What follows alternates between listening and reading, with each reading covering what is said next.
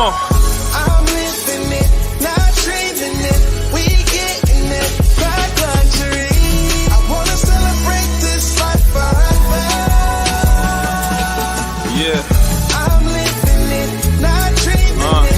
We getting it, black luxury. A paradigm shift is occurring across the country. Justice is expediting the process of what we're becoming. Universally unified in alignment with our greatness, which lay dormant for ages, but now it has been awakened. In this dispensation, we've been repositioned for a movement, excluding the lie of being viewed as 3/5 of a human. My lineage says different. God listens, these prayers different. My people are royal.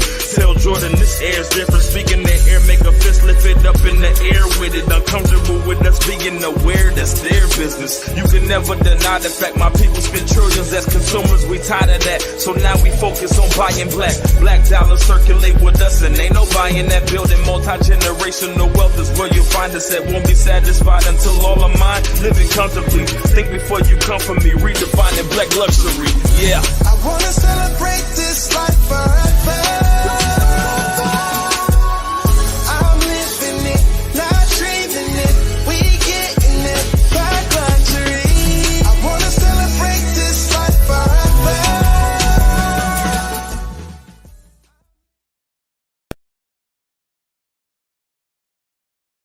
It's Wednesday. What's going on, Sedan? It's Wednesday. Oh, wait, I forgot. We're dressed professionally today. So we're going to make sure that everyone out in Revolution Ready Land understands that it is professional day. We come in here Black Excellence, You know, Blacktastic. How you feeling? I'm feeling blacknificent right now. I'm feeling amazing. You look Blacktastic. Thank you. I try hard, That's what's up. I gotta keep up with you. No, I got to keep up with you, brother. It ain't easy to keep up with you, too. Nah. I'm just a nobody, just trying to tell everybody that Black people, we have power. We have excellence. We are beautiful. So y'all make sure y'all like this. Welcome to Wednesday, Revolution Ready. We have a power show. We have a powerful guest that's going to be joining us today. I'm so excited. I'm hippopotamus happy because it's a lot of good things to be talking about happy. today. Huh? That's big happy. That's big happy. That's big happy. Emphasis on the big. Yeah, we do. We do have a I don't even know how to describe her. Man, I think you summed it up really. But she is amazing. It's just hard to put a stamp on her work. Exactly. You know what I mean? You got to put so much respect on her name. Put some respect on her name. You just can't. Oh my God! And I can't wait to ask her these questions because she was like coming at. You know what? Her name is Kim Motley. Hey. And does she go by Attorney Kim Motley or she go by Attorney Kim Motley. She earned that name, or is it District Attorney Kim? I mean, I think if we want to put that into the air in existence, we can do that too. Because I think she could claim anything. The way she just handled this case for Jay Anderson. For people just now tuning in, our topic for the day, one of them is going to be the Jay Anderson case, the John Doe case. Mm-hmm. And we're gonna go into as much detail about the case as we can. Seeing as that it was already aired, I'm pretty sure y'all seen it. What was that? WISN is the only news station that covered it. Right. And then you get it here. And you get it here. You get all of the updates, the things that you didn't get to see or hear. You'll be able to hear all of that today when we have our special guest, Kim Motley, come in and talk to us just about the work that she's been doing, not just to get this John Doe hearing, not just to get, Weber to testify, even though he was testifying, but to get him on the stand and really call him out. But also to hear the span of her work is what she's been doing since she heard about what's been going on with the families that were impacted by former Officer Mensah. So shout out to Kim. Most definitely shout out to the families of Jay Anderson Jr., Alvin Cole, and Antonio Gonzalez. We forever always keeping y'all lifted up in prayer and support and encouragement. But I think it's some things that we definitely want to just dive into before we even have the conversation with Kim, because Kim is in transit right now. She is still in court doing her thing and making sure that she is upholding justice for people who need that justice right now in the municipal court. So while we wait for her arrival, hey y'all, how y'all doing? Make sure y'all like this, share this. Glad y'all tuned in on a Wednesday afternoon or evening to the Revolution Ready. Here with my brother Sedan. We about to do our thing. We looking good. Want y'all to see. Smelling good too. So Sedan, what's been going on? What's some hot topics? What's some stuff that's going on as far as in the justice? It's what have we been seeing as of lately? Well, as of lately, we still waiting up on the rest of those officers to be charged for George Floyd, of course. And the Joel Acevedo case is something that I feel like I want to see it move forward as quickly as possible. Of course, they just celebrated the 1 year anniversary of Joel's last day here. So, but you know, we got the FPC meeting.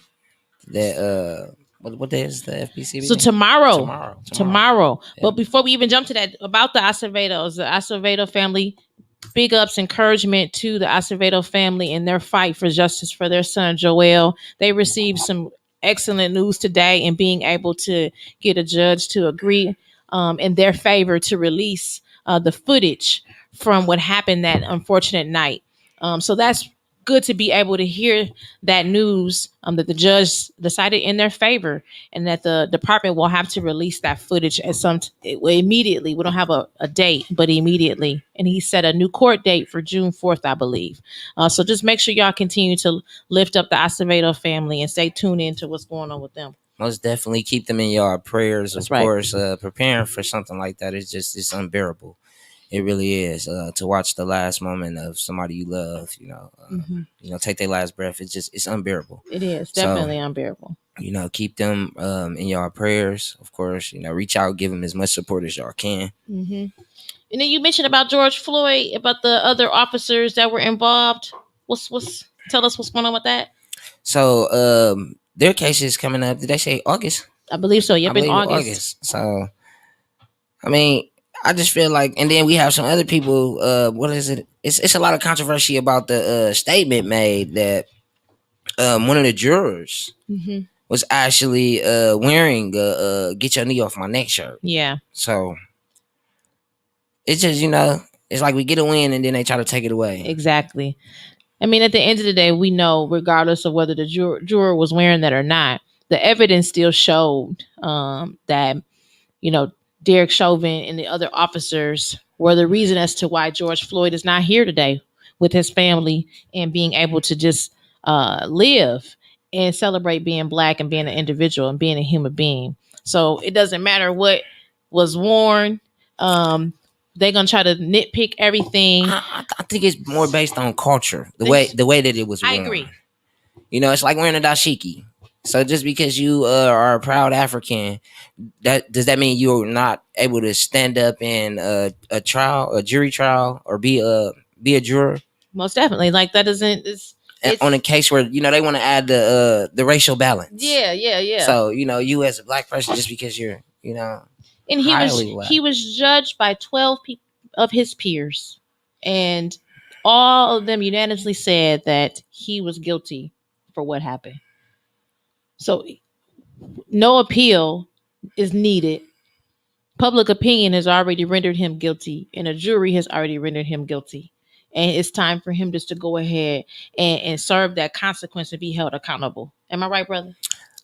Well, yeah, because we know what's going to happen to him. Yeah. I don't wish death on anyone. No, but, not at all. You know, let's be honest. Let's be realistic about it. They're going to have to, you know, protect him in there, of course, because everybody that, you know, I feel like everybody that's in there, you know, for extreme crimes, you know, not just hatred, but extreme crimes, I feel like, you know, they're not going to be able to hold back that anger. Exactly. And I'm pretty sure he probably is already in some form of protection right now as we speak.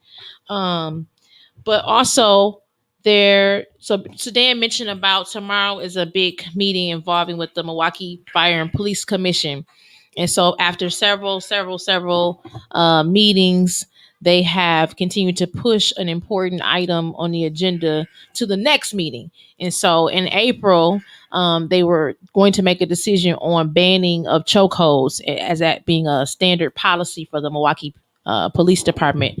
And so they've delayed that until tomorrow. So tomorrow is supposed to be the expected day where a decision is going to be rendered. And so I would encourage you, if you haven't already, to stay tuned to what's going on. Tomorrow, I should make the announcement that the People's Revolution, TPR, shout out to TPR, is hosting a press conference at noon in front of City Hall to make it be known that we stand in solidarity as a community, and wanting the FPC and demanding for the FPC to go ahead and make that ban stand up and make sure that that's taking place. So that's going to take place at 5:30 tomorrow.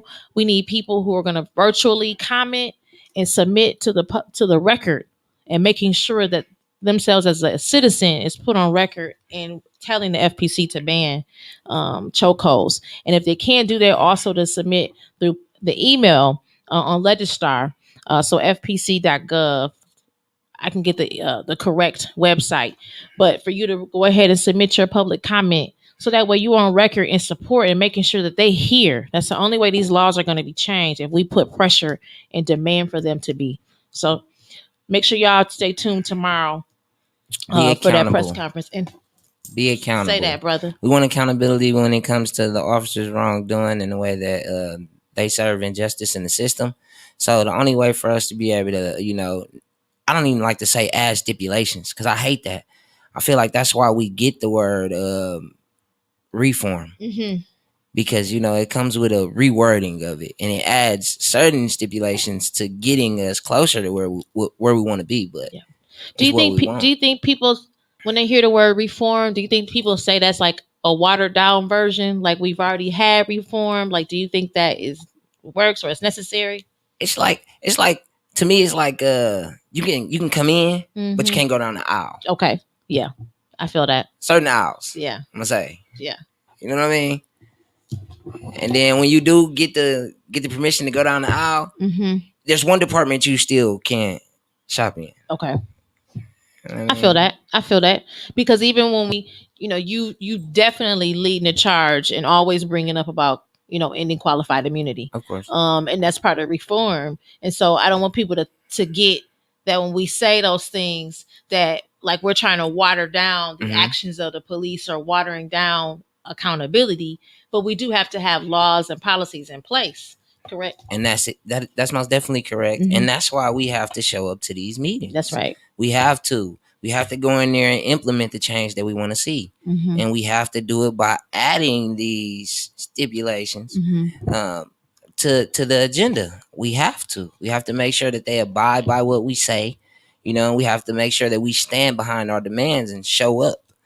Right now it's time for the the revolution to transpire into where we lobby now. Mm-hmm. It's on. That's right. On. Our legislations are they're being heard. Mm-hmm. And we're no longer demanding change. If we can get it up there on the board, now it's something to talk about. They can't hide from these conversations. That's right. So show I like up, how you said that. And make them understand that. Okay, yeah, y'all said y'all heard us. Now it's time to listen. That's right.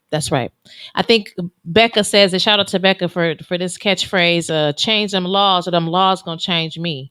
So I love that. Big dot. That's another one. Big dot, period. Big dot. Because I love that. And it's not just something that's trending. That's a fact that if these laws don't change, it changes the course of action that we take. It changes our demeanor. It changes how we show up, because they don't want for us to show up. They want us to hide behind certain things and just think that we're just going to be a bunch of screaming people. No, mm-hmm. we're going to come with facts. Mm-hmm. We're going to come with demands, because we have the power. The people demand for these things to be changed. So mm-hmm. shout out to Becca for that phrase of saying that, because that's true. We have some questions coming in.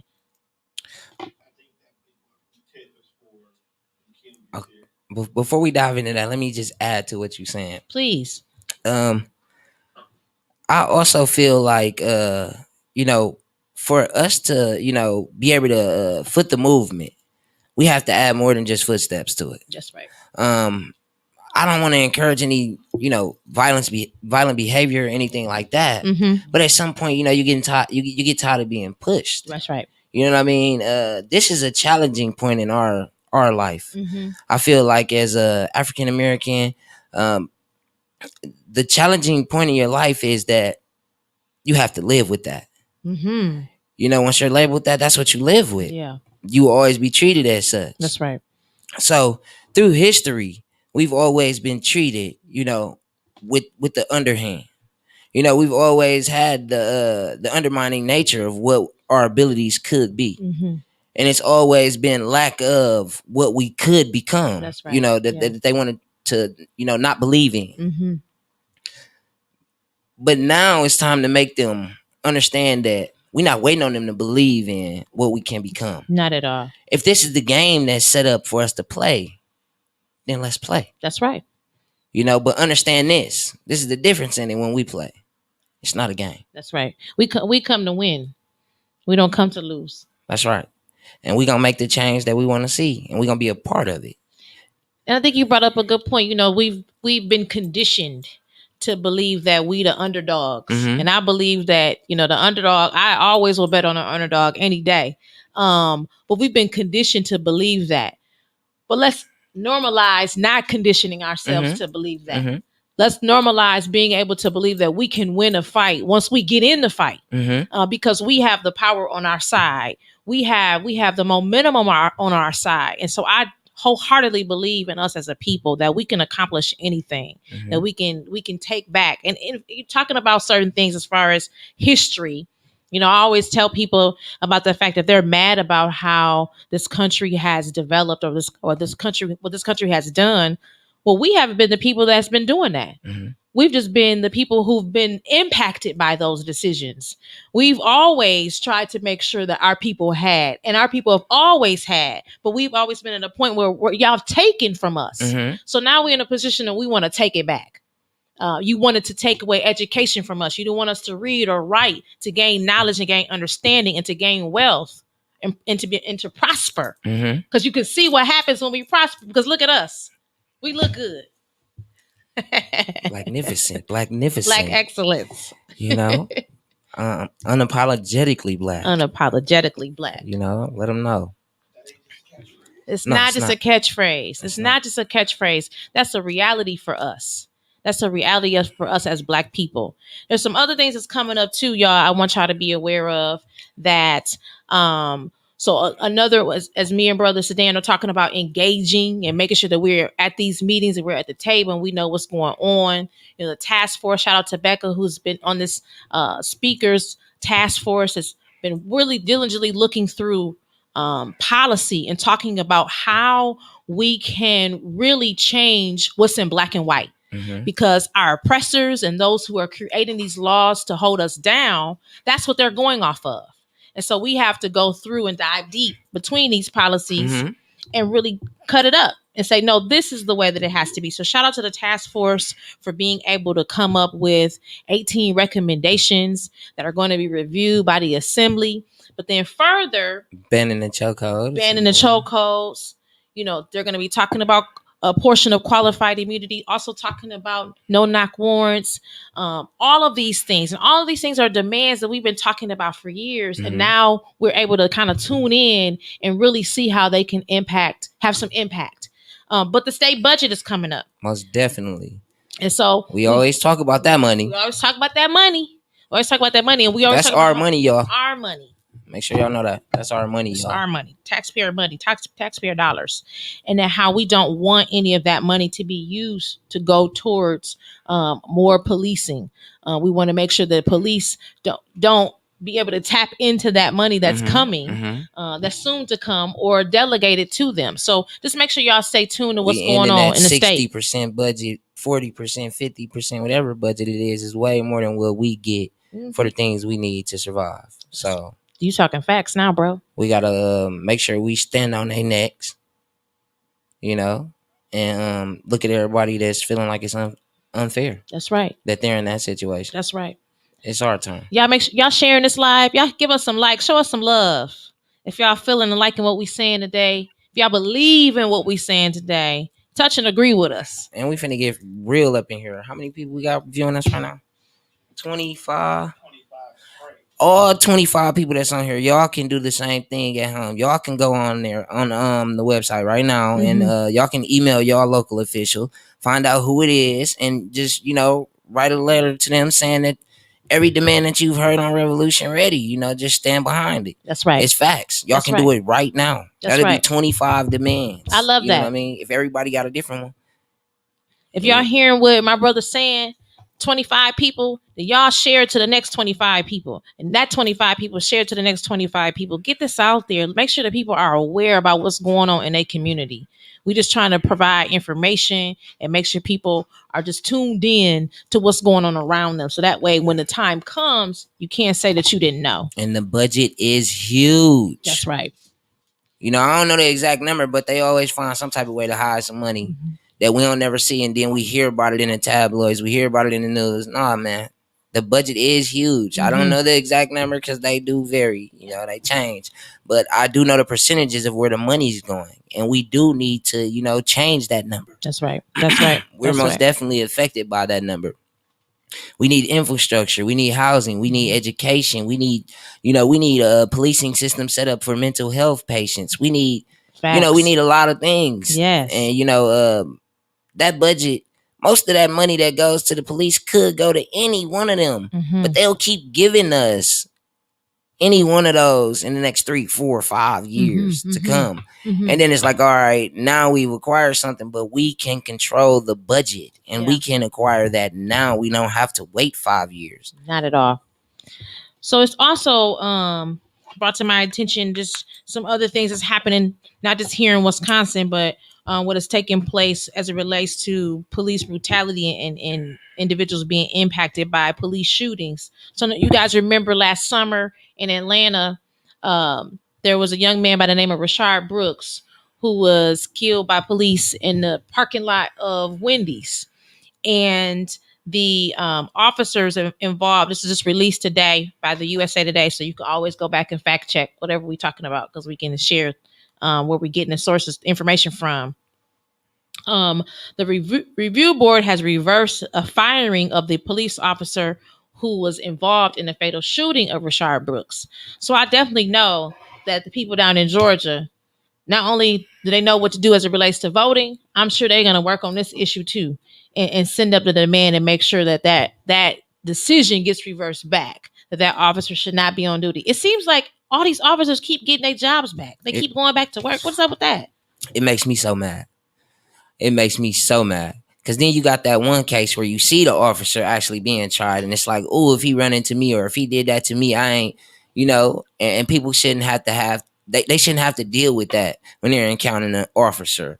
Exactly. You know what I mean? What if he killed me? That's an actual thought. And it's fact that if you feel that way, you have reason to feel that way. So we don't need those officers back on duty. Not at all. I mean, the officer and with Jacob Blake, like he's back on duty. There was an investigation about his weapon that's been stolen. I mean, it's just all kind of eerie things that's going on here. Y'all make sure y'all continue to lift up the name of Jacob Blake Jr. and his family as they continue. Jacob Blake Jr. just celebrated a birthday last Friday. That was the same day as the anniversary of the death of Dr. Hamilton. So much love to the Hamilton family, Mama Maria Hamilton, and Nate, and the entire family who's continued to fight for justice and continue to stay in the fight for everyone else, despite what has happened to their own families. Is there what else is going on? Talivia Cole just had a graduation party. She did. Shout out to Talivia. I love her. She's just awesome during this whole time, bro. She just been out here working, double working. Most definitely. She invited me too, so we had a nice time. That's nice. I'm glad y'all was able to turn up a little bit. Yeah, it was dope. I got to show my wife something. Come on, baby, let's go. Shout out to Mrs. Smith, Sarah Smith. What's going on? But y'all make sure y'all share this, like this. We're just waiting to transition for the wonderful powerhouse Kim to get done, eating everybody up in court like she has been. I mean, this woman, I admire her tenacity. if that's the appropriate word to say. Her tenacity and the way she's just been able to carry this fight for justice for so long, and not give up and she's been keeping the knee of justice on their necks. Is that right? That's right. That's right. Ain't no else to put it. Ain't no other way to say it. And Kim, when you do get here, it's gonna be a lot of questions coming in. Y'all make sure y'all flood the comments, get the questions ready for her, so we don't have to cut her off, because it's gonna be a lot of deep stuff that we don't know. It's gonna be a lot of stuff that y'all at home watching could have asked. You know what I mean? So let's just get them out there so we can have them lined up. We go straight through them. Is there any things happening? Any announcements that we need to be making? What's going on in the community? TDR is having a. Oh, okay. Okay. I'm sorry, y'all. That was special invite only. VIP. I was finna give out the exclusive, but y'all don't get that. Y'all get the exclusive on justice, and we're gonna keep it like that. Well, this Sunday, the People's Revolution is in honor. Is hosting what's called the Black Mothers Matter March on Saturday, 1:00. We're meeting at Cathedral Square. We've invited mothers who have been impacted by police brutality or gun violence to come and join in the march with us, so we can honor them and show this city, this community, that mothers matter, and that we're not just out here fighting against police violence. We're also fighting against gun violence, and we don't want to see anyone, any mother, have to bury their child. So 1:00 this Saturday, Cathedral Square. Meet us out there. We're gonna have some moms come and talk to us. Just in Black women, just loving on other Black women, and women just loving on Black women. And encourage y'all Black women to get out there and go to these things. They're very therapeutic. March is something where they can, it might be something that they haven't talked about in a long time. Mhm. So, and it's in our communities, y'all. Let's just make sure we help it out as much as possible.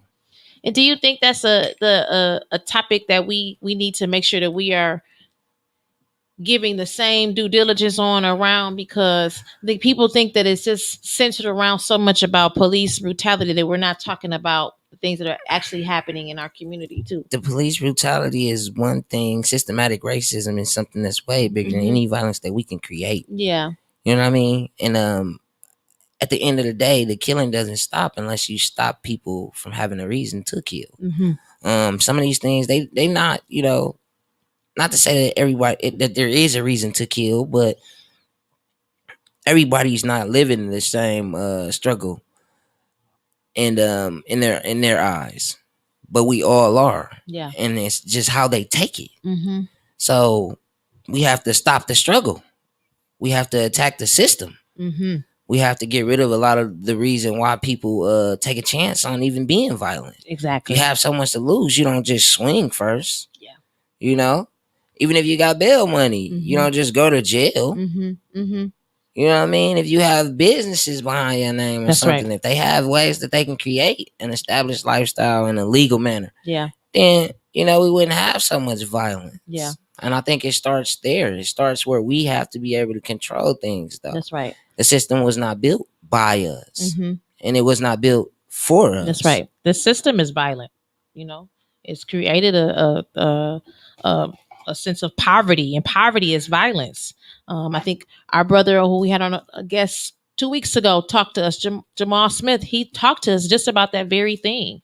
Racism, poverty, and people just being embedded in that and not being able to get out of this barriers and this walls that are just being created up by this system that does allow people to get out and to be able to thrive. So of course, what happens? People resist, people push back, people fight back. They find other avenues and ways and tactics to be able to do that. While it's unfortunate, I'm not going to blame our people for the conditions that we have been exposed to. A lot of us have been able to get out, but a lot of people haven't been afforded that opportunity. So I definitely think that it's still a conversation and still work that needs to be done. And I say to people who, sometimes criticize, well, how about you get into the fight, get into the cause and help? So that way our young people, old people, middle-aged people, whatever, will be able to see a better direction. Oh yeah, speaking on the young people. Uh-oh.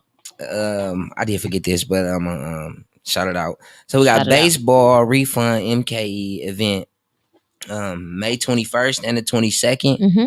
Similar to the basketball event that we had at McGov, but now we're gonna do baseball. People from the Negro League are coming to teach our youth how to play baseball. Mm-hmm. More scholarships are available for youth in baseball than basketball. Okay. and That is true.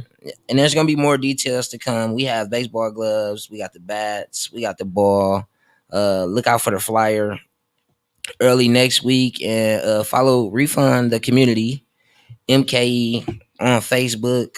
Follow Saquana Taylor, and follow my beautiful wife Sarah Smith for That's what's up. more info. So I think you guys just started this initiative about a week. Was it last Saturday or the Saturday before that? I believe it was last Saturday before. Okay. And so tell us what all that entails.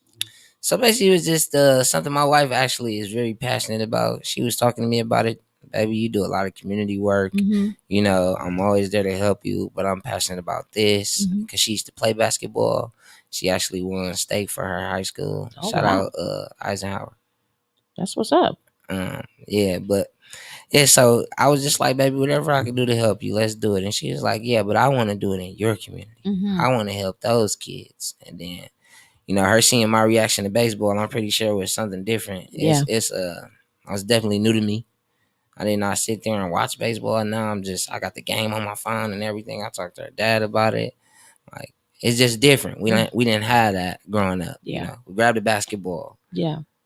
You know, but we'd throw a rock through any window 5 blocks down. Mm-hmm. But we ain't never picked up the baseball. Mm-hmm. So, you know, we gotta teach our youth. You know what I mean? And it's another way to have an out. You know what I mean? That's a lot right. of kids not gonna be good at baseball, so we're gonna switch it up. So she started with basketball, now we're gonna do baseball. I don't know what else is coming, y'all. We might be playing cricket or something. I don't know. But you know, we got that coming up for right now. And of course we had the NBA player G League. He gonna be in the big 3. Mike Taylor. Shout out Mike Taylor. Taylor May. Shout out. And he was out there, you know, showing the kids. Him, my wife, Jakari, county supervisors, Saquana Taylor, many more names. They was out there, you know, showing the kids how to dribble, and you know, it was just a free fun event for our youth. You know, it was a action pack, of course, to see Mike dunking the ball for the kids. You know, and it was exciting for them, huh? And he's gonna be in the big 3. So yeah, you know, when they was like dunk, you know, I think them was his biggest fans. Yeah. You know, I told him to dunk. He did like a little one hand. Mm-hmm. Kids like dunk. He want to throw the ball all behind his back, off the back. I'm like, but you know, okay, we ain't gonna get into that, Mike. Shout out, Mike. You know, he got a comic book coming out too, y'all. I ain't gonna get too much detail on it. I'm gonna ask his permission first, but you know, it's something that's different too. You know, for us to be able to present us as Black people, our culture is not to create, you know, comic books as big as Marvel, or to have a dream like that. And I think we should. Yeah.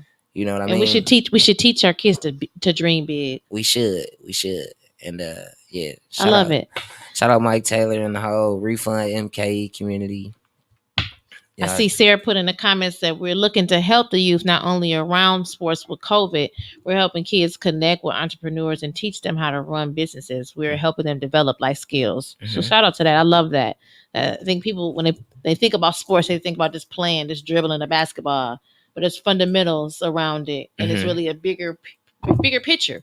I know a lot of people don't like LeBron as a player, but they like LeBron as the man as far as what he's been doing with, you know, his foundation and just giving back to the community that raised him.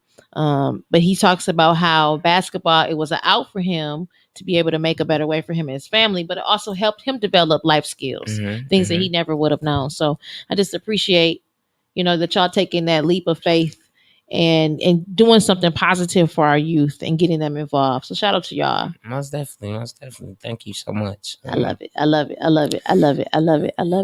Y'all shout out if y'all love it too. Hit the love if y'all like it too. It's a blessing. It's a blessing to be able to create that type of energy between me and my wife, and just to have that passion for the community. So yeah, I most definitely love the work that I do. I'm pretty sure her watching, you know, makes it come out of her. So, but we gonna us as a whole, like I said, everybody. That's why we all have to be in tune with how we can help. we all have to be able to, follow sometimes until we know how to lead, and then let's see our community thrive from the great work that we put into getting it done. And I don't know what else we can talk about behind the upcoming events, but it's a lot of other stuff we can talk about. How about those kids? I can't think of exactly where they was at, but these white kids, group of white kids, were talking about how it was funny that the way that George Floyd died, and they were reenacting it. They're funny. Yeah, they thought it was funny. What? What is it? What was funny about it? It's just like it just brings me that brought up because the way the community is, we have to work together as a community. That's got to be what they're seeing in their community. That's got to be what the kids are seeing. Somebody is teaching them that that's okay, and not calling them out on it, right? They can't be calling these kids out on it for them to be getting news publicity off of it. I can't remember exactly what state it is, but. So then I got so caught up in what you were saying, but then on the other hand, our bro just walked up in the room, and both of y'all got looking good, smelling good, got the ties, got the shirts on, they fresh, y'all. I just wanted to say that. Just wanted to say, look, shout out to black men. Shout out my grandma. She taught me how to do it. I do want to make an announcement that most definitely needs to be bigged up. So Milwaukee Freedom Fund is hosting what's called Milwaukee Black Mamas Bailout this entire month of May.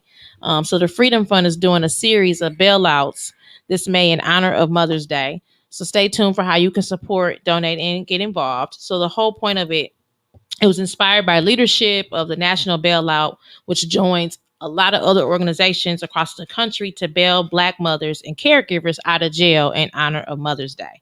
So they're paying, restores the innocence, and reunites families, and challenges a system that criminalizes race and poverty. So when we say Black mamas and caregivers, we mean Black women, including transgender, cisgender, queer, and non-binary caretakers in our communities. So we can drop the link so you guys can have more information about that and to be able to support the cause. That's awesome. I always say that Black women are the backbone. Mothers are the backbone of our families. Without Black women, we would not be able to do anything. And so we'll drop that link so that way you'll be able to financially support or find out other ways that you can support the cause. We got some more announcements coming through. It's announcement day. Go ahead, bro. Yes, we do. We have the non-pop and mid-coast Doom tribute. It's this Friday at 7. So y'all make sure y'all looking out for that. And what's up, bro? Pierre, how you doing? I'm doing all right. How y'all doing? I'm good. My bad. I was late.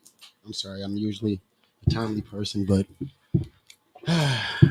unforeseen circumstances had me held.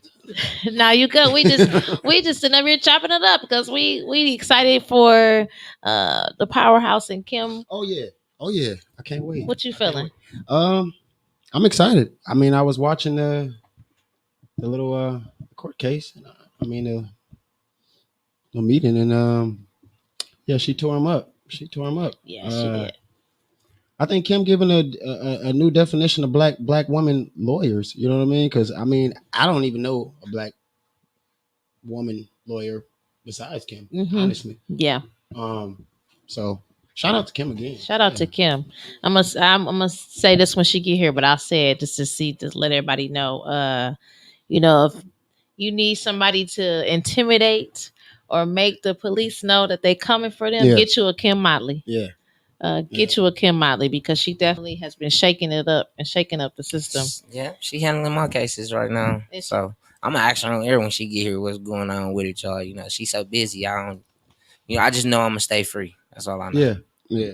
If it's something I need to worry about, I know she'll call me. But she been going to the court cases without me. She give me updates, of course, on the dates. I probably, as long as she say she got it, I just, I know she got it. So. And she do it with elegance. You know what I mean? She don't get too rowdy. You know what I mean? I like that. She hurt their feelings. Yeah, she did. I gotta save you. I gotta save it, Pierre. You ain't getting it out of me. I gotta wait till she get here. She hurt their feelings, man. She did the angle of it all. The way to just provide that it was an assured, uncertainty about things. Yeah. She just knew it. Like, and y'all know it. Yeah. And y'all gonna say it. You know what I mean? And you gonna say what you don't know. And everybody else need to hear what you did say. Exactly. She was just, like how your grandma get up on you, like, yeah, they was in there doing this, and I knew it was gonna lead to that. Like, it's always an angle for it. So y'all make sure y'all drop questions in the chat so that way we can be ready for when Kimberly Motley comes. I mean, we already got questions for her. Want her to talk about a whole host of things. We want to make sure that you guys are being plugged in or able to connect with her on things that you guys want to know. Because she's a powerhouse, like I said. And don't forget to change them laws at home. Matter of fact, this is what y'all can do. Comment what it is that you think the Milwaukee County budget should go towards right now. Mm-hmm. Let us see it. You know what I mean? And I'll probably even do it. Matter of fact, yeah, I will do it. I'll search up put your zip code if you can, and I'll search your ornament. How about that? Inbox me or something. How about that? Because I want to make sure that the laws is getting changed, and I want to make sure that we control the budget, and I want to make sure I'm doing all that I can to secure our community, to thrive and to reduce as much Clap violence. for yourself for that, brother. Reduce as much violence as possible, y'all. Clap for yourself. Let me see where it's at. That's for all of us. We all do the hard work. That's for all of us. We all putting that work in. And y'all putting that work in too. Matter of fact, let me get a clap for y'all. Give a clap for the people. Now, let me see it in the comments what y'all think that those funds should be allocated to in the budget. So, Pierre, what's one of the things you think the funds should be allocated to in the budget coming up? Education. Education is much needed. It's huge. It's huge. Education. I'm gonna have to say it again. Education. Mm-hmm. It's huge. Yeah. That's how Kim doing what she doing. To waste. That's how Kim doing what she doing. Yeah. Yeah. I feel like it's not taken as serious as it should be in our communities. Mm-hmm. We normalize Xbox, 2K, Mm-hmm. Call of Duty. Yeah. We show that so much more attention than anything. You know what Yeah. I mean? So, education, man. Education. That's what's up. That is what's up, man. I read to my kids, it's just huge. I mean, sometimes you do gotta set the game to the side and show the arts and crafts side. My wife bring out all the toys for them to do the arts and crafts, and we go through math with them, and she real good with them. So sitting back watching that, I get inspired, and I get in there and I create my own shortcuts to watching her teach, because sometimes I just don't have the patience for it. That's right. And I think that's because of what we have normalized when it comes to what they do. Mm-hmm. It's like you can spell Fortnite, but you can't sound it out. Mm-hmm. You know what I mean? Mm-hmm. You can't. You know what I mean? It's just like it's like that. You know what I mean? And it's things like that to where it's like they can see SpongeBob SquarePants, but they can't spell SpongeBob SquarePants. Right. So, man, I think I would say housing. I want to see the budget dollars be allocated to housing, because I think when people are, not being able to access basic necessities, housing is at the top. If you don't have a place to live, then everything else starts to just unravel from there. We shouldn't be in a country right now where they're homeless and people are trying to, figure out, where they're going to lay their head out at night. I see it all the time, and it just breaks my heart. If I was able to come up with the dollars to be able to have one large facility or something, development for something that will allow people to be able just to be able to lay their head out at night, I would do that. But so that's where I want to see dollars go to. That's definitely. I ain't even gonna tell y'all what I want to see it go to. Y'all already know I agree with all those things. But we have our very special guest in the building. Hey! Make some noise. Drop a clap for her. Most definitely. The moment y'all been waiting for. The Justice Warrior herself. Attorney. We want to see District Attorney Kim Motley. Hi, thank you for having me. I'm so sorry I was late. I was at stupid Wauwatosa dealing with court. So you hear that, y'all? These nonsense tickets that they've been giving people. Yeah. Drop a like and love. Make sure y'all share this. We got Kim in the building, y'all. So we're gonna dive right in. What y'all got? What's I'm go glad for you it? came in on that note because I was just saying I wanted to ask you about my ticket. Like, Right. I'm good right now. I'm still free. So what's going on with your ticket? Mm-hmm. I mean, pretty much for every ticket, we're trying to get all the discovery from the Wauwatosa city attorney. So that includes like all the videos, drone squad, body cameras, which they've been very slow motion doing that. They have been altering tickets or well. Let me just say this. They've been adding information to tickets that are different than the tickets that they originally gave people, which is frankly unethical, unlawful. Yeah. And so I've been trying to get those altered tickets. And so basically the philosophy is we're fighting every ticket. I mean, we've gotten over a dozen tickets dismissed. For those that aren't going to get dismissed, we're just going to go to motion and trial. That's it. Wow. Okay. We gonna No kill him in days court. off. No days We gonna off. kill him in court. I was dead silent on that. Like, Yeah. yeah, she got this. Yeah. Yeah. I felt like one of them people you was up there handing it to in the courtroom. Like, so, how did this happen? And then you said, okay, yeah, but before we even give off those details, I do got a lot of questions to ask. We got a lot of questions to ask. Yeah, we do. I'm gonna be a gentleman. Miss Tiff, you wanna go ahead and jump in? So thanks for involving me. I watched you, Kim. I've been watching this hearing. I don't know how too much you can talk about it. So you can definitely cut off and let us know how much you cannot share. But just visually watching you in action is just amazing to be able to see you work this system and do it in the way that you've been doing it.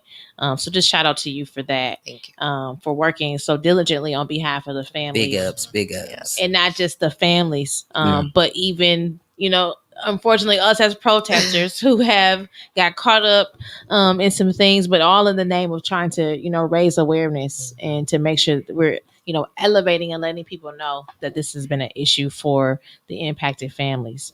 But talk to us before you get into any of the juicy details of things. Talk to us about how you even got started, because there may be some viewers or listeners who don't know your background, don't know how you got into, wanting to be an attorney. Just give us some tidbits on that. Right. Well, before I get into that, I do want to make a note, and I want everyone to really note this date, May 19th. May 19th. At 9:45 is the closing argument for the John Doe hearing.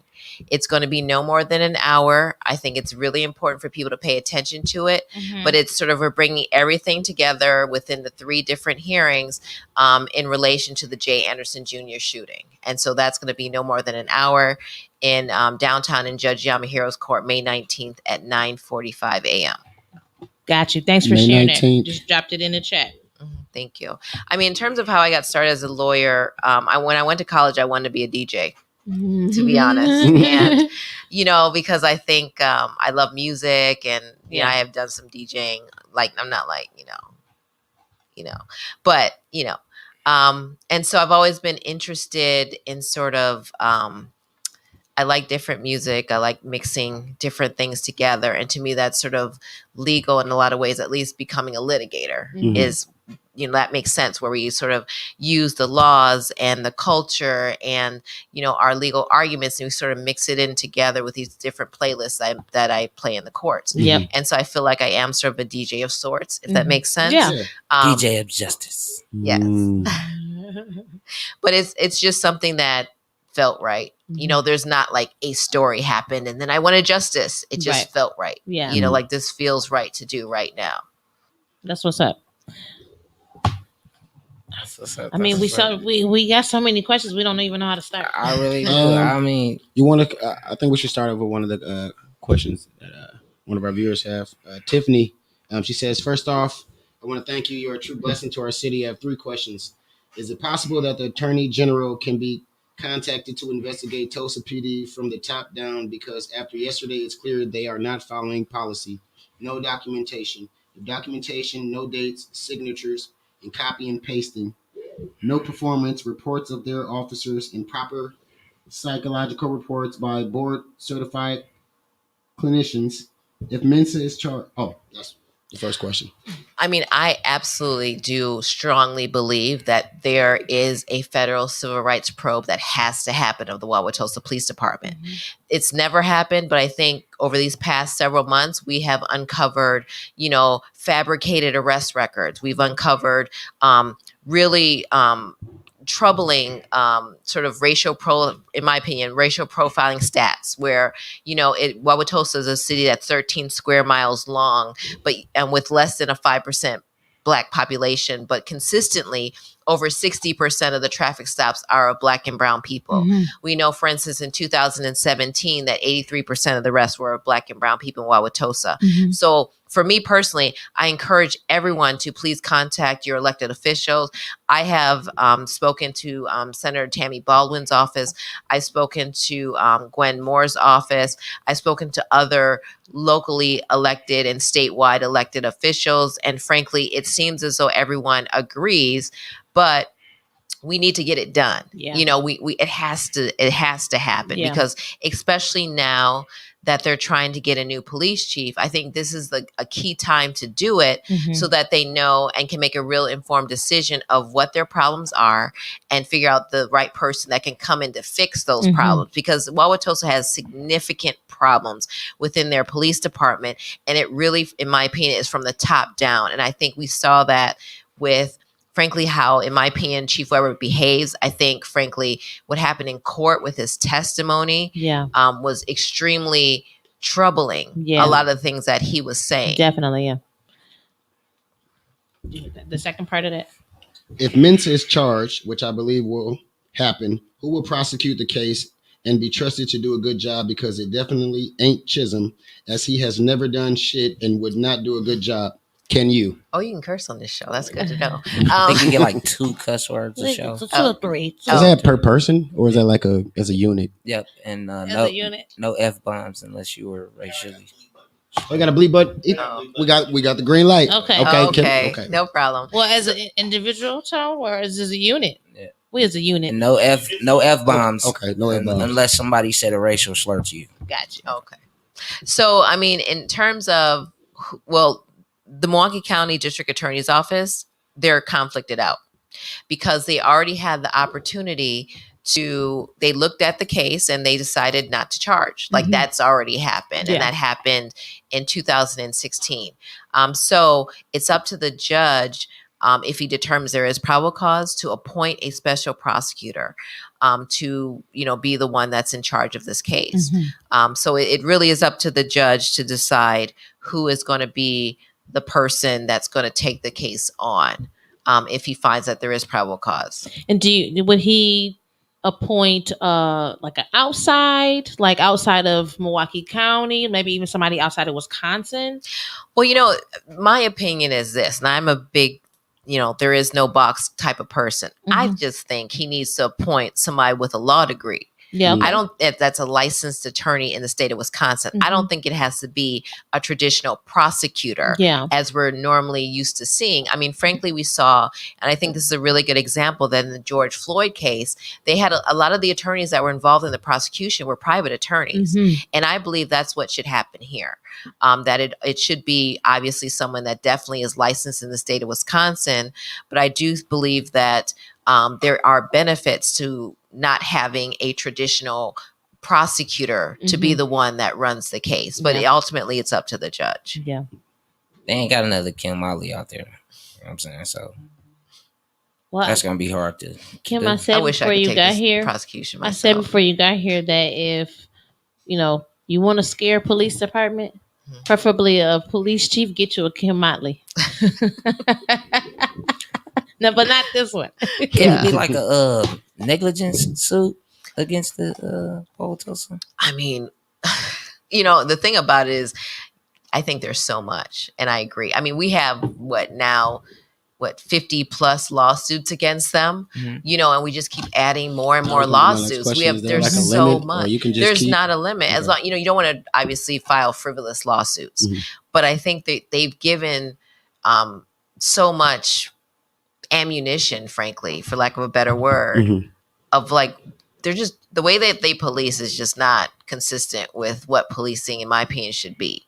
So talk about the mass action suit that you have. Right. So right now we have a 1983 mass action lawsuit against the city of Wauwatosa. The name sort of plaint or defendants are the city of Wauwatosa, and the Mayor McBride in his individual capacity, and Chief Weber in his individual capacity. And basically, that lawsuit is based on primarily with the curfews of October 6th through the 12th, although we do have some people that were representing from the August 13th and 14th that received tickets from the city of Wauwatosa, essentially for protesting in Wauwatosa. And so that lawsuit, I think there was a lot of excessive force. I know the tickets were significantly overcharged according to Wisconsin statute. Was it 323.28? I believe it is. The ticket should be no more than $200 for violating the curfew. Mine was $1,500. Right, yours is $1,500. Mine was $1,300. Yours is $1,321 or $1,312. I mean, it's clearly, in my opinion, a way to dissuade people from protesting, from constitutionally invoking their right to legally protest. Exactly. And so, this is an important case. It's an important case for this community, but it's also an important case for the country.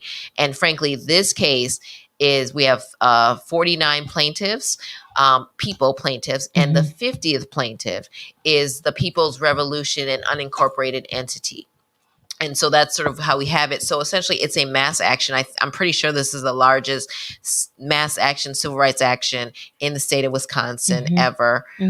Basically, there's 49 plaintiffs with very different stories, different claims, different damages, and things like that. And I know a lot of people have been contacting me that want to sort of jump on the mass action, but we also need witnesses too. Everyone just can't be on this, unfortunately. But we have that last entity where maybe other people can get on it. But the problem is that there's so many people we have on it, which is a good thing.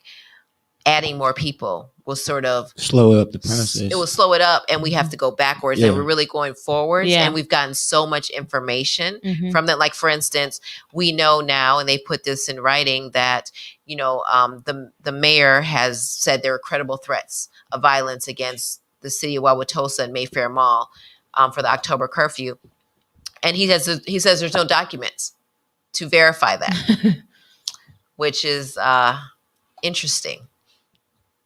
Seeing as the fact that the police were militarized. Exactly. And there's no documents.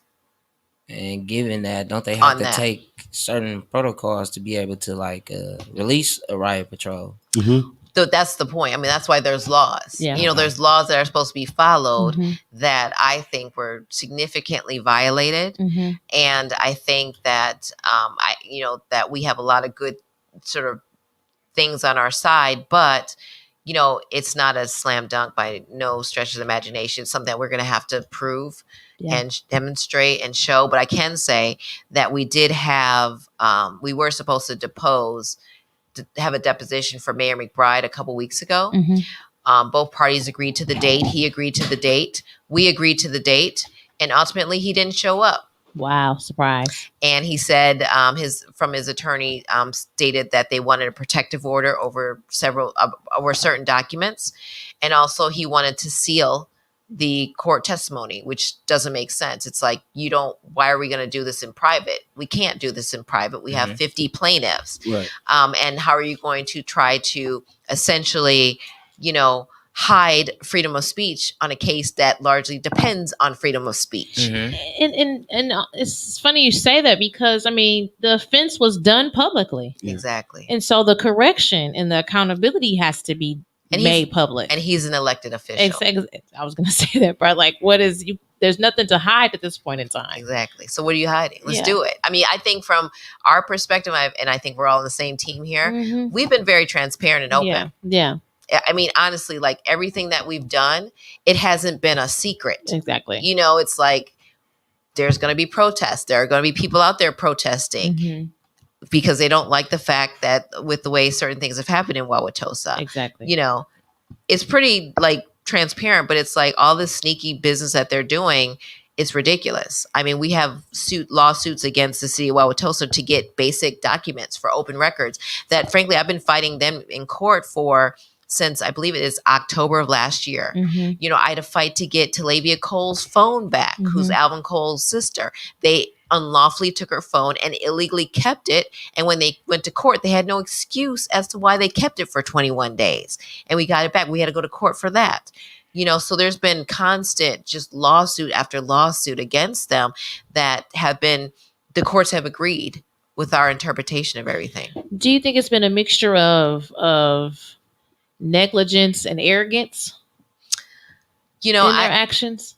I think it's no secret. I think Chief Weber is a failed leader Yeah, of Wauwatosa. definitely. And in my opinion, Chief Weber runs Wauwatosa, the Yeah. city of Wauwatosa. And unfortunately, I think, in my opinion, that they have let him run the city of Wauwatosa. Mhm. And now it's sort of coming back to bite them. Mhm. There has not been any real accountability to the Wauwatosa Police Department or him.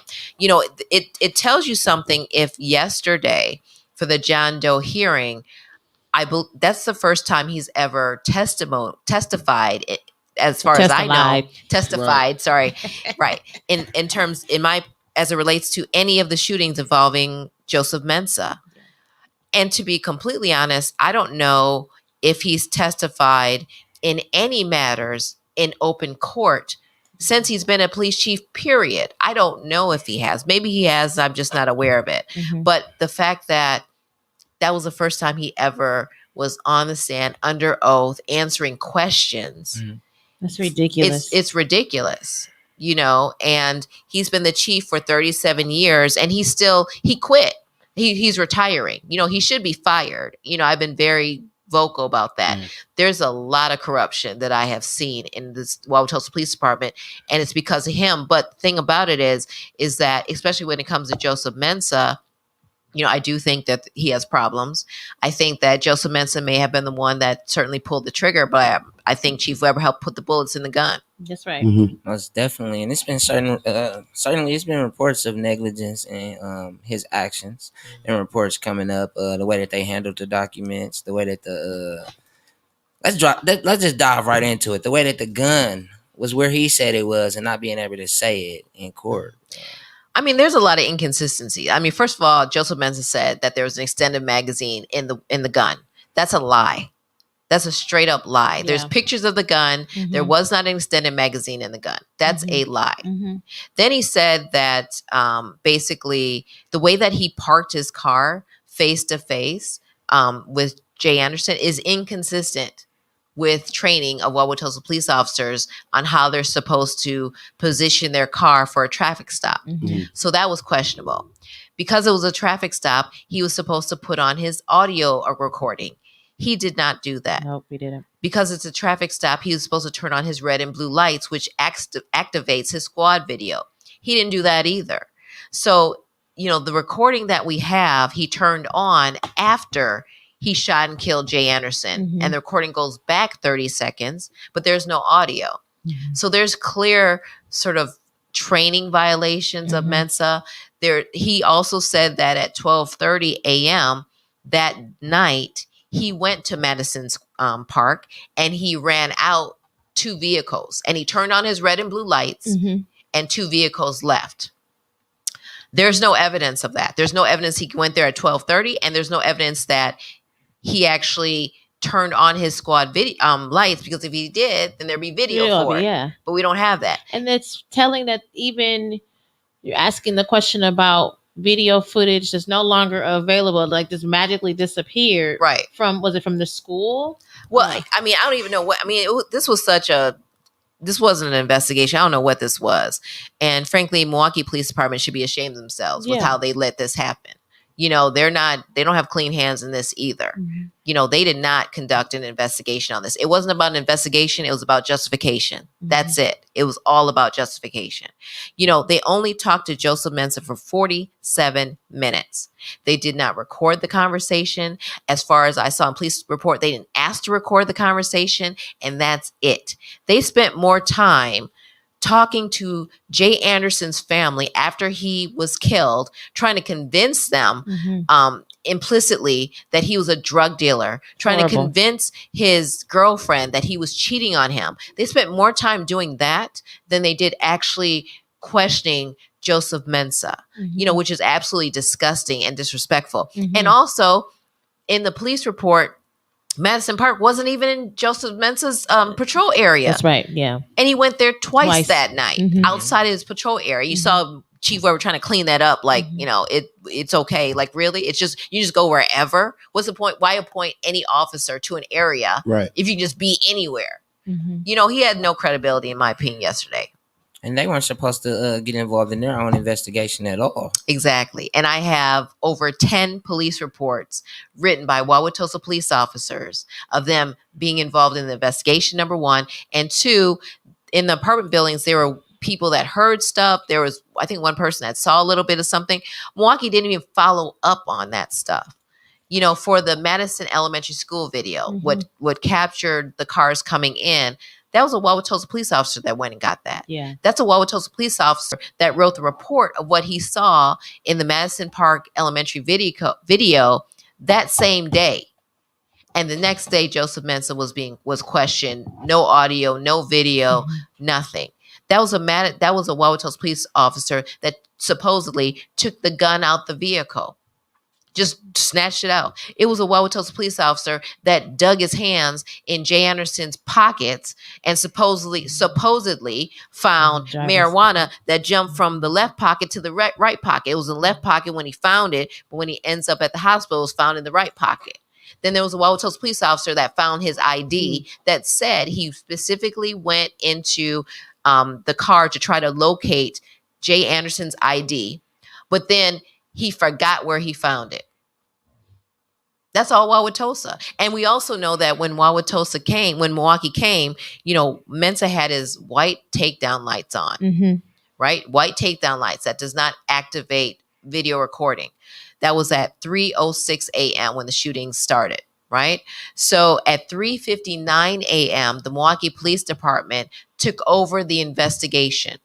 There's a guy that they hire that's a scene police officer. So when there's a homicide or whatever, apparently there's an officer that's designated to write down, distances and what they observe.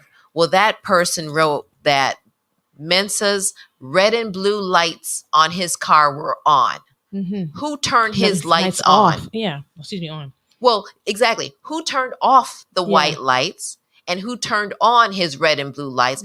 And I asked for the squad video on that. I'm like, give me a squad video for his entire shift. You know what they gave me? They gave me a squad video from 3:06 a.m. to 3:13 a.m. Wow. That's it.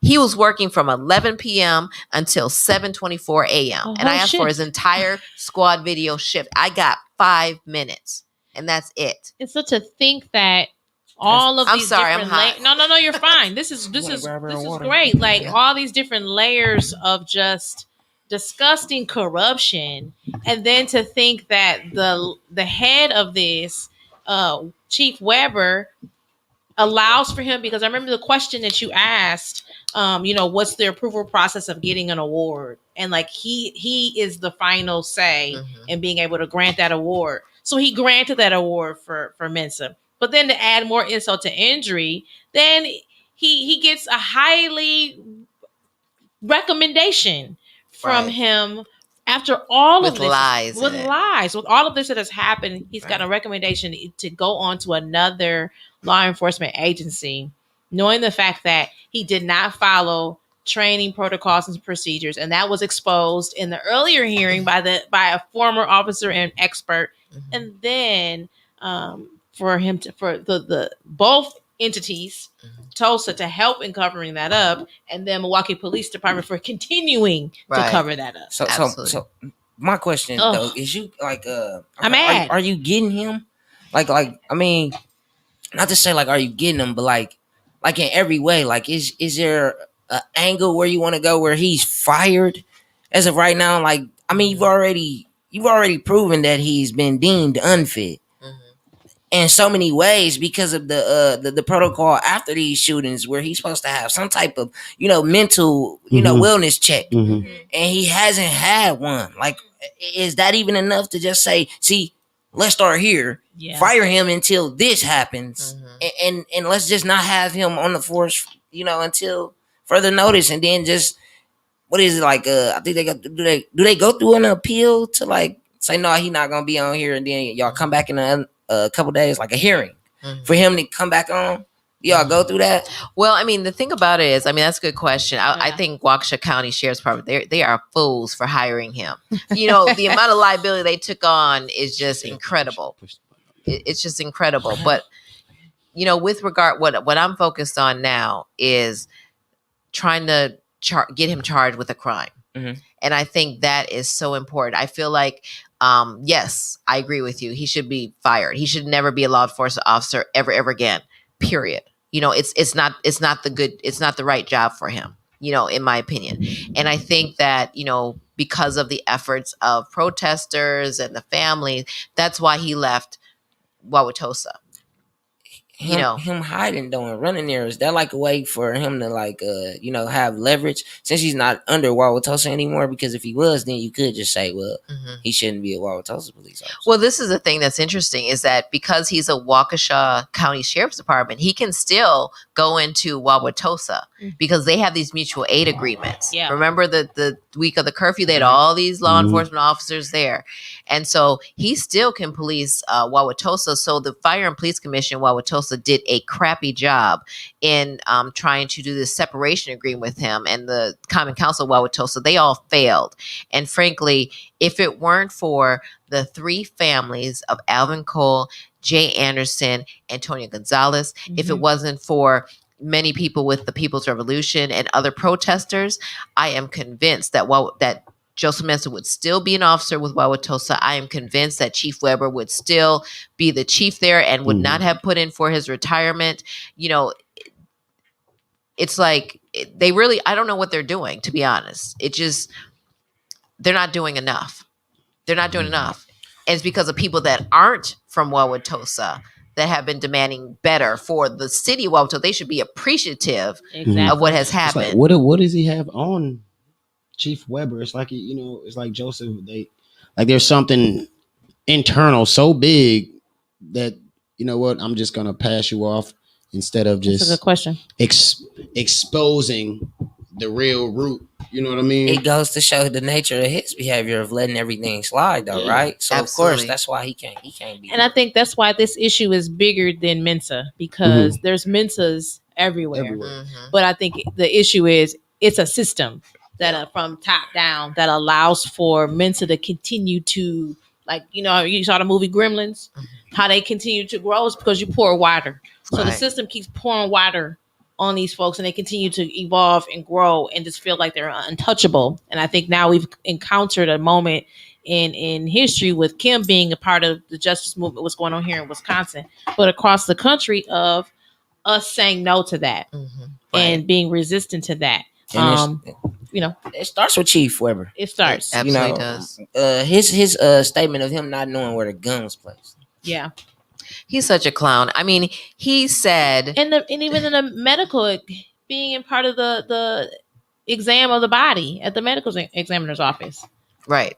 I mean, he just changes up. But see, yesterday was important because legally there's consequences for him lying on the stand. And he wasn't remembering a lot of things yesterday.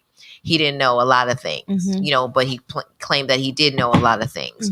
And so I think, we have to keep holding him accountable. Just because he's leaving, it doesn't mean he still won't be held accountable. We still have this suit that's going on. He's being sued in his individual capacity, not in his official capacity. So he's still going to have to answer for it. And the thing about it is silence is just not an option.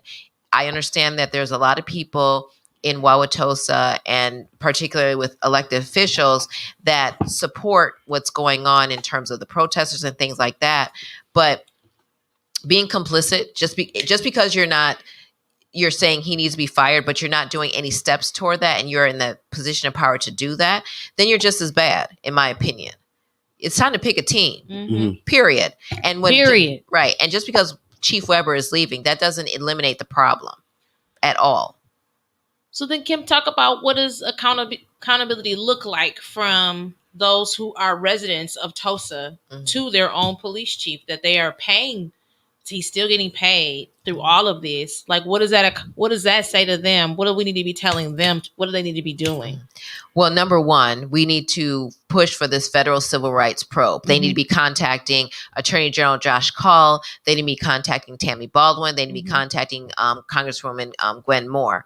That's what they need to actually be doing in a substantive way instead of complaining about it. Posting it on Facebook, on Twitter is okay, but it doesn't mean anything. Okay. You need to actually be reaching out to your elected officials. Number two, this mayor, Mayor McBride is awful. He doesn't need to be mayor. So they need to figure out who can run against him, or at least start a recall effort against him, because he's the reason why, in my opinion, there's been so much, he's increased significantly the legal liability of the city of Wauwatosa in the very short period of time that he's been a mayor. And I think that's a problem. So I think they need to really re-examine who their elected officials are and, reassess themselves. Also, it's very, very important that the Wauwatosa residents get involved in this process to pick the next police chief. It should not happen.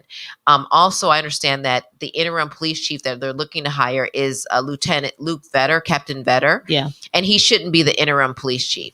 He is someone who, frankly, I wrote a letter to him about these fabricated arrests on behalf of two of my clients, that it didn't happen, and he's refusing to do anything about it. And so you need someone that's not, frankly, a robot. You need someone that is a leader, a good leader that's willing to recognize the problem. Someone that's willing to talk to the people. When's the last time that protesters or anyone within the People's Revolution or with these families, when's the last time has anyone within the Wauwatosa Police Department reached out? When's the last time that the mayor of Wauwatosa has reached out to say, hey, let's try to figure this out together? Yeah. So the Wauwatosa residents, you have to step up, just straight up. It's just not okay that it's constantly people that are, by and large, Wauwatosa taxpayers, as we all are, that are that don't necessarily reside there, but are tax-paying citizens as well, are the ones that are taking the chances and are actually doing something about it. But many of the residents are just shoving their head in the sand, and it is time to pick a team. Period. Big dot. So when Mesa is charged, is he going to go on administrative leave or? I don't know. I think it's really important. I'm going to start paying attention to the Waukesha City Common Council meetings and things like that. I think I need to get more interested in what's going on there. I don't know what their process is. I really don't. I'm curious if the sheriff is paying attention to this in Waukesha. Are Waukesha citizens paying attention to this? Because they really need to. Oh, I am. I live in the area. I'm paying attention to all of it. I don't want to be out at night It's a killer on wherever the he loose is. in Waukesha, y'all. Right. Definitely, I've communicated to Waukesha officials and letting them know my grievance and that I'm upset with it, and I don't want him on the streets. I don't want him serving, and I don't want them supporting that type of behavior. Right, it's great. Speaking of supporting, Kim, what is one way people can support you That's out right. there? You're doing a lot of hard work. Yeah. And I know it ain't, free. That's some hard work. I couldn't put a price on it. I couldn't. How much money would I have to pay to get a Kim? We'll answer that. We'll answer that some other time. But what is there? What ways can people support you out there, our listeners, anybody? Well, it's interesting because I do have this the Justness Project. People can always donate to it. Frankly, the proceeds will go towards the legal expenses, which there are a lot of legal expenses that are involved in this. But I think it's important to fight these cases, which is why we've kept these cases. So the Justness Project is sort of a good way to financially support. Can you tell us at the Cash App, so that way we can share it with the viewers so they know? So the Cash App is, I think $ is in front, right? So $ Justness Project, JUSTNESS Project, PROJECT. And what about your book? You know what? I was going to bring a copy of my book, but I forgot. So, Sedan, I owe you a copy. I know. Hey. So I have it, but it's at my cousin's house.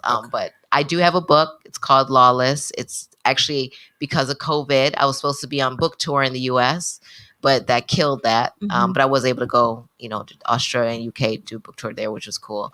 But yeah, so it's out there. What about your career? And speaking on that, what about your career in the Middle East? Honestly, I actually am going to be going to Afghanistan really soon because I have to go take care of some stuff there. So that's still going on. Me going there and taking care of stuff. You'll probably hear about why I'm there in a couple weeks. So, Well, Afghan, y'all get ready. Afghanistan. What is it like overseas? it's funny because Afghanistan may sound crazy, but Kabul reminds me of Milwaukee, and in a lot of ways. And I think that's why I've been kind of somewhat comfortable there in terms of my experience has been Kabul has kind of become the second home to me. Afghan people are very, very warm and very, they've been great, to be honest. There's a few bad apples, of course. I don't like the way women are treated in Afghanistan, of course. That's what I fight for. But I've had a lot of really good experiences there. That's what's up. You fluent in Arabic language? No, I'm not. Not yet. So, Kim, not only are you involved in, what's going on in Wauwatosa, but you've also been lending your legal mind to assisting in Kenosha, correct? That's right. So talk to us a little bit about that and what's going on with that situation. Well, the first thing is we had a class action lawsuit in Kenosha. So basically, after Jacob Blake was shot in the back, there were protests that happened in Kenosha.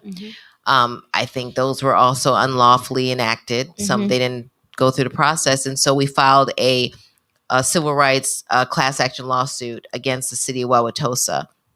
And pretty much when we filed that, and it was myself and Milo Straub, when we filed it, within hours, they lifted the curfew. So that was a win, because that was sort of the goal there. But also, as we know, that week when there was, with Kenosha, there was a person on Kyle Rittenhouse who actually shot and killed 2 people and severely injured a third, Gage Grosskreutz. So he shot and killed Anthony Huber and Matthew Rosenbaum. So I represent the estate of Matthew Rosenbaum, and I represent Gage Grosskreutz. Okay. So that matter is Kyle Rittenhouse has been charged with many offenses. If you add up all the prison exposure he has, it's over 200 years that he's exposed to. Wow. And so that is doing its thing in the process. He's in the, it's going through the court procedure. There's a trial that's scheduled, I believe, for November 1st for him. So we'll see what happens. He going to jail. That's what's going to happen. That's what better happen. Yeah. You ain't kill no 2 people and shoot no 1 person and didn't go to jail. Nobody out there besides Mensa. And he killed 3 people. He going to jail too. So we'll see. Kyle, you can fall right in line. You and Mensa going to be cellmates. So we get into some other questions that came in the chat.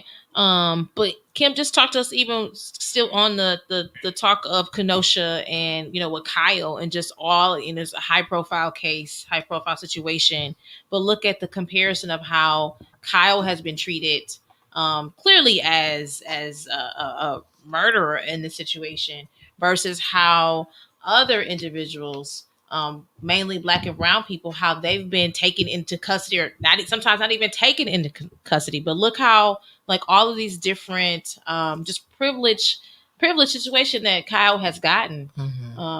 And what is he, 19 years old? Excuse me, 18? Now he's 18. Now he's 18. Turned 18 in January. So, I can't co-sign to calling him a murderer because, that's up to the court. Correct. And so I'm following that process. I respect, Correct. Rule of law. But I think I agree with you. There is a stark comparison, to Kyle Rittenhouse, who was 17 years old when he did what he did, and 17-year-old Alvin Cole, who was shot in the back 5 times. He was shot in the back. And so, this is America. And that's just what it is, unfortunately. And that's why we need to fight against it. Are you doing a John Doe case for Alvin and Antonio as well? We'll see. I mean, I think Sedan just put me on the spot, but you're a great interview. But no, this is the thing. I think with this John Doe case, as far as I know, and I've done research, this is the first time that there's ever been a John Doe case involving a police officer in the state of Wisconsin that I know of. Yeah. And the thing about it is, I think it's really important to pay attention to what's happening, because this can be a vehicle that can potentially open perhaps other cases. So there's a lot of other cases, obviously, I'm thinking about, but I'm just trying to get through this first. You know what I mean? Because I think there's a lot of situations that were very questionable where someone was shot and killed by a law enforcement officers and it didn't make sense. Dominique Hagen Brown, you going to jail too. You don't got to co-sign to that. That's my own statement. Yeah, I know. But we have to keep in mind, and I think this is a good thing, that homicide has no statute of limitations, which means that for a lot of cases involving homicide, you can bring these up whenever. Yeah. There's no statute of limitations. Yeah. You know, Jay Anderson, that Jay Anderson shooting happened almost 5 years ago. And then we're able to have this particular special proceeding now, regardless of the time. So Right, exactly. is that just applied to Wisconsin? Or are there other states of that? You know, it's interesting because I've been looking at other states and I have seen this in other states, but people just don't know it's available to them. And I think we need to start being creative and using these other tools in our toolbox. If the prosecutors aren't going to do it, then let's figure out how we can do it. Yeah. And that's what the families, you know, we figured out that this is something that can be done. And so we're doing it and we'll see what happens. There's other ways that we have to think about to get around to, you know, it's the prosecutors aren't gods, you know, so we have to figure out other ways that we can maybe go around them if they're not willing to do what we think is the right thing to do, period. You know, because ultimately this is our system, Yeah. everyone's system. So is the process different if it's not a cop involved shooting? No, as far you as can. the statute? No, you can do it for anything. It doesn't have to involve law enforcement officers. And Wow. for several John Doe hearings that I have seen, they have all not involved a law enforcement officer. So yes, you can do it for anything. I think you're setting up a great example of how the system, well, we don't like the system, but here's an opportunity to work within the system and how Right. we can turn it around for our favor. So I think lawyers, prosecutors everywhere should be paying attention to what you're doing here in this particular case and take it and really review how it could work in their cases and in their state.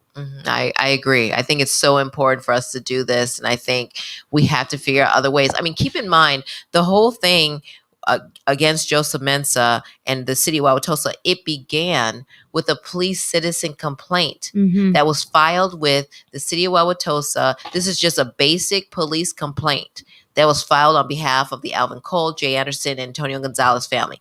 That's how this whole thing started, with just a police complaint. Yeah. And it just sort of blew up to what it is.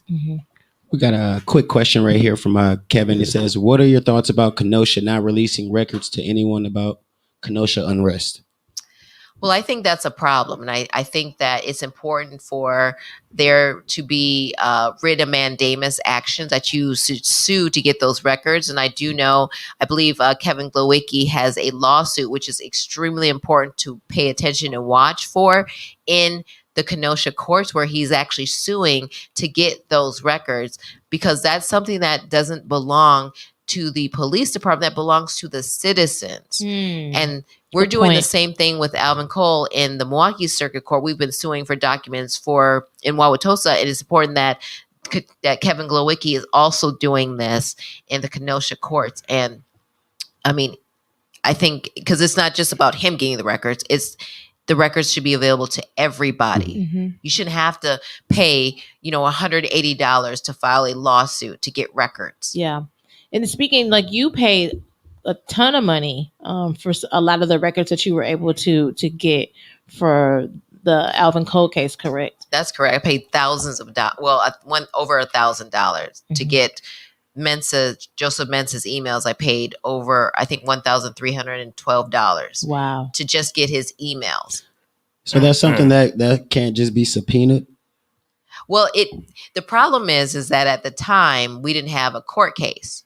So usually when you subpoena attached to a case. At that point in time, we just had our police citizen complaint. And so they charged us $1,312 Wow. to get any and all emails that mention him, refer to him, anything. And we got 1,654 pages of emails. Actually, that Friday before we were doing something substantive with the hearing on Monday. And they did it on purpose. But within those emails, it was very interesting. We found an email from one Wauwatosa officer to another, basically saying, for open records that you don't like, we've been advised you should charge high fees. So we have that email within the email. They put it in writing. Yes. That's Crazy. That Not only is. is they controlling the budget, but they controlling the way that we spend our money in areas where we should just be served, our equal justice, our God-given rights And to then, this then information. they're putting it in writing for it to be seen, and Right. not knowing that it's going to be exposed. Absolutely. And the ACLU, jumped up and down about it, rightfully so. And frankly, if you take something for a writ of mandamus, as we're doing, you can't ask the court to impose costs. And, that's something to keep in mind. So can that potentially be used against them? Yes. And I know it. We're not there yet, but we're going to get there. I mean, But you they got to know be, that. I don't know what they know, but I just know what I know. You can say that again. So. Right. So can we go back to connected to the question that Pierre said as it relates to, Weber and how you unraveled a lot of the lies and really just kind of disqualified him as not only this law enforcement officer, but as the lead person, policy person. And so talk to us about what really can happen out of that. Like the judge is going to go back and review all of this. What's a possibility that could come out of, now that's been exposed?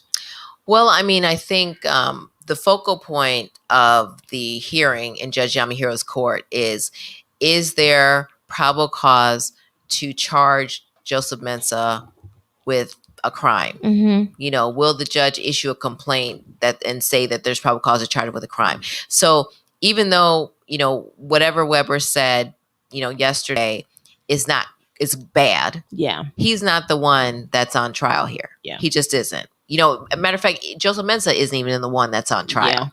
Yeah. It's just determining whether there's probable cause exists. To charge him with an offense. Now, I personally think that if I was a city of Wauwatosa resident, I would have looked very closely at Chief Weber's testimony. And, he's not retired yet. There's still time to fire him. And, that's something that I think should happen because this is a mess. This is a real mess. There's a lot of legal liability, I believe, that's on the city of Wauwatosa. Exactly. Especially when you don't know where the gun was, right? And you claim that the victim was a threat, right? But how is he in a an threat when open he carry sleep? state? In an open carry state, and then he sleep. Right. I mean, having a gun. I mean, you're allowed to have guns in the state of Wisconsin. Exactly. Period. Yeah. You're allowed legally. And when Joseph Mensah came to the car, there was nothing. He had no probable cause that Jay Anderson had committed any crimes. At the most, Jay Anderson was looking at getting an ordinance ticket for $100, $200. Yeah. That's in the state of Wisconsin. That's not a crime. A ticket is not a crime. A crime is defined as a misdemeanor or felony under 939.12. A ticket is not a crime. But that's how it ended up the way it ended up. That would have just been for him sleeping in the park after hours, though, right? Exactly, for being in the park after hours, and after midnight or whatever. And that's ultimately at the officer's discretion. They can exactly, just, hey man, it's like you gotta get up out of here. Well, and also we know that he went, according to him, he went to the park at 12:30, saw two cars, he didn't give them tickets. So it's like, why are you the park ranger? Aren't parks supposed to be presided over by the Milwaukee County Sheriff's Department anyway? Yeah. Why is this fool going in these parks? Yes. In areas where he's not even supposed to be at. That's outside his right. And has there ever been any answer to the facts of why Officer Mensah was not interviewed more than just that one time? Not that I have seen. I think, I mean, you see what we've had 3 hearings on this. Mhm. You know, we've spent a significant amount of time on this. 3 hearings, 94 exhibits on this. Yeah. I mean, I'm not in law enforcement, you know, but I Yeah. think we've spent more time investigating this than the Milwaukee Police Department spent investigating this, and Yeah. that's just a fact. They owe you a Shame check. on you, Milwaukee You know, Police Department. absolutely, shame on them. Yeah. You know, because had they investigated this correctly, Yeah.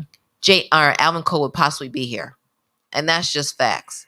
He would possibly be here had they done their basic job. Mm-hmm. Mm-hmm. Because it's not to say, you know, they could have investigated it and still have made the determination that no charges. Mm-hmm. But I think it's clear that there were clear, you know, training wasn't clearly followed. Right. You know, he should have been counseled or something. Yeah. Maybe that could have changed the trajectory of his career. Mm-hmm. You know, he still had only been on the force for 18 months. And when he shot and killed Jay Anderson, he had fired his weapon as a Wauwatosa police officer 14 times in 18 months. Mm-hmm. Killed 2 people. Got an award, was recommended. Chief Weber doesn't know who recommended him, but he approved it. And that's crazy. You said 18 times? 18 months. 14 times. He shot and killed Antonio Gonzalez on July 2015. Shot at him 8 times. For Jay Anderson, on June 2016, he shot at him 6 times. That's 14 times in 18 months. So what's the policy as it relates to the time period that an officer who's involved in a shooting, what's the time frame before he's allowed to go back onto the streets again? Because you would think that he would, as officers admitted, that these 3 shootings are the only shootings that's happened in Tulsa, and it's happened with the same, not by coincidence, by the same officer. So you would think that he would need some type of just breathing time, however you want to phrase it, before being able to go back onto the streets and with his service weapon. Exactly. I mean, we know from testimony yesterday that Officer Mensah is the only officer that has shot and killed anyone in the line of duty as a Wauwatosa police officer since January 2010. Wow. We know that, I mean, with Chief Weber's testimony yesterday, he wasn't able to articulate what the policy is. And I think he wasn't able to articulate it because I don't know if there is a policy. Mm-hmm. Probably not. And if so, he doesn't, Abide by it. yeah, he doesn't encourage them to follow it either. But he's the policymaker. Right. So any policy, he's the one that would have made it. And he wasn't able to articulate the policy. And or knowing the policy, like the national policy, Right. that is being driven out by Right. asked for other departments to adhere to. The laxity in the way that he's been handling things is just too much. He needs to be charged too. Him not knowing where the gun is, and it's just stuff like that. Like, as a chief, how do you get away with saying you don't know? And all of the questions that I feel like you asked him are things that just basic guidelines of what you should know. Right. I mean, if you don't know where the gun is, then don't say where the gun is. Mm-hmm. Just say, I don't know. Mm-hmm. Don't say it was there. Mm-hmm. And that's my problem. You said it was there in a certain spot and it wasn't. You know, and as the chief policy maker of a police department, you have a greater responsibility with your words and what you put out there.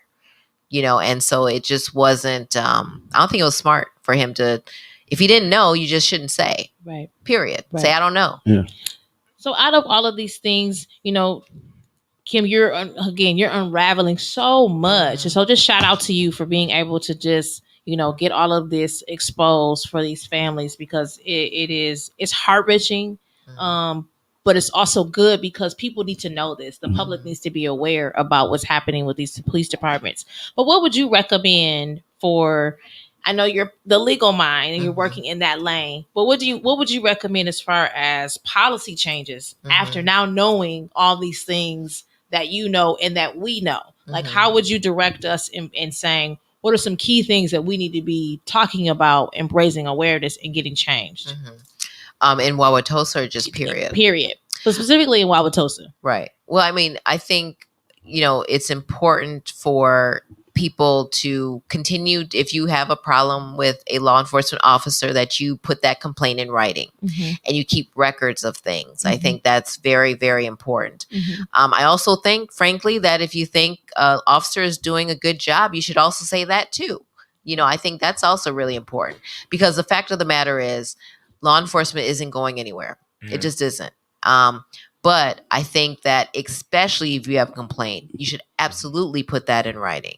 I think it's important to hold the Fire and Police Commission accountable. I think by doing that, in Wauwatosa, and I don't know what it is for Milwaukee, the mayor appoints the Fire and Police Commission. And I know he's going to appoint a new person, and so get on the mayor. Why are you appointing this person? Who is this person? What are their qualifications? Instead of the current president of the Fire and Police Commission is a former Wauwatosa police officer, Dominic Leone, who, by the way, was also a police officer for, I don't know when he retired, but he's been a police officer for a very, very long time before he retired. He retired like within the last 5 years, I think. And so he was there during the days of the Martin Luther King parties in Wauwatosa. Now, I'm not saying he participated. I'm not saying he hosted, but he definitely was a police officer during that time in Wauwatosa. And I think some of the, I think he's kind of suspect a little bit. But I think it's important to understand who's being appointed. I think it's important to support those that are willing to take the chances out there and show and protest. It's unfair that, I'm representing I think it's like over 100 tickets that I'm representing of protesters. And every Wednesday I go to Wauwatosa. I call it Wauwatosa Wednesdays.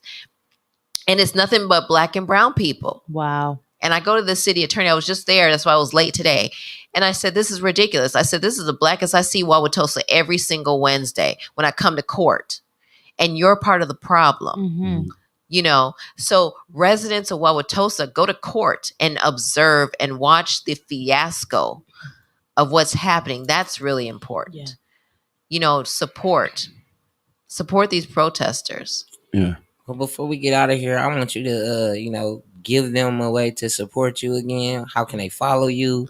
One more time, the book, just reach out to them so they can reach out to you, because once again, even though we want justice to be something that should be free, it has to be served, and it's a service fee. So, I mean, I don't like it, but feel free, the Justice Project, and it's a Cash App, and I have a book called Lawless. What I do is, we're all fighting this together. And I think we all have our part in this fight. And recognizing the fact, y'all, that Kim no longer lives in Milwaukee. She's traveling back and forth between North Carolina and Wisconsin to make sure that she is being dedicated. So just keep that in mind as we are thinking about why we support and how we support. It's allowing for her to give that due diligence face to face on behalf of the victims and their families and all of us who have been a part of the protest. So again, shout out to you, Kim. We love you. We appreciate you. Thank you for coming. Thank you for coming today. Thank you for having me. This is so important. I love that you guys doing this. I just want to say one quick thing. I didn't know you had a meme. Did you guys see a meme? Yeah, you became a meme yesterday. Did you see the meme? You did. No, I had a meme. No. Yeah. I kind of be on the lookout for the meme. That's funny. But yeah. And thank you to our viewers as well for watching today's show. Of course, it's a lot of information that you might want to be able to, you might want to just run it back. A lot of this is a lot of information to take in, but it's the information that you need to implement change and be a part of it. Again, we want to thank you so much for coming to our show. It was an honor to have you here. Thank you. It's very informational, of course. And like and share. Make sure share. That's right. And May 19th, again. At 9:45 for the closing. 9:45. The closing argument for the John Doe. Y'all get out there and, support the J. Anderson family and let's send this crooked cop to jail. And I am your host, Sedan Smith. I'm Miss Tiff. I am Pierre. And we are Lights, Camera, Black Action.